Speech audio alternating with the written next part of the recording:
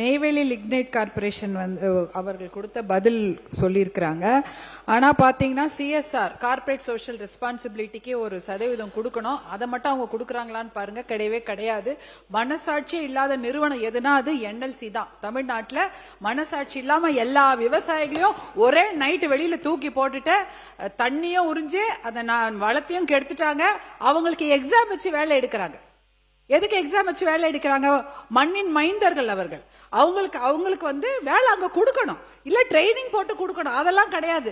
Exam போட்டு வேலை போட்டு வெளியூர்ல தான் ஆளை கூட்டு வந்து வேலை வாங்குறாங்களே தவிர நலம் கொடுத்த விவசாயிக்கும் விவசாயியோட பிள்ளைக்கு வேலை கொடுக்கறது இல்ல.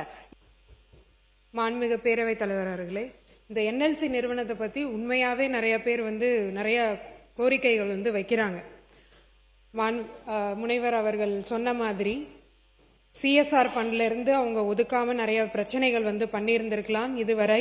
இதே மாதிரி விவசாயிகளுக்கு அதனால பாதிக்கப்பட்டு இன்னைக்கு இருந்திருக்கலாம். ஆனா நம்ம முதலமைச்சர் என்னைக்குமே விவசாயிகளுக்கு ஏதாவது ஒரு பிரச்சனைனா நிக்கிறவரு. கண்டிப்பா அந்த பிரச்சனையை நாங்க இன்னைக்கு சால்வ் பண்ணி தருவோம். இந்த அரசாங்கம் இப்ப வந்திருக்கு, 3 மாசம் தான் ஆயிருக்கு. அதுக்கான கமிட்டி வந்து நீங்க கேட்ட மாதிரி நாங்க போட்டிருக்கோம். முத்தரப்பு பேச்சுவார்த்தை வந்து நடந்துகிட்டு இருக்கு. கமிட்டி வந்து இப்ப போட்டிருக்கோம். அதுக்கான தகவல்கள் வந்து உங்களுக்கு வரும். கண்டிப்பா யாருக்கும் எதிராக நாங்க நடந்துக்க மாட்டோம். விவசாயிகளுக்கு கண்டிப்பா சப்போர்ட்டா இருப்போம், மக்களுக்கும் சப்போர்ட்டா இருப்போம். அதே என்எல்சி நிறுவனம் அந்த மாதிரி இருக்காங்க அப்படின்னா அதுக்கான நடவடிக்கை இந்த அரசாங்கம் கண்டிப்பா எடுக்கும்.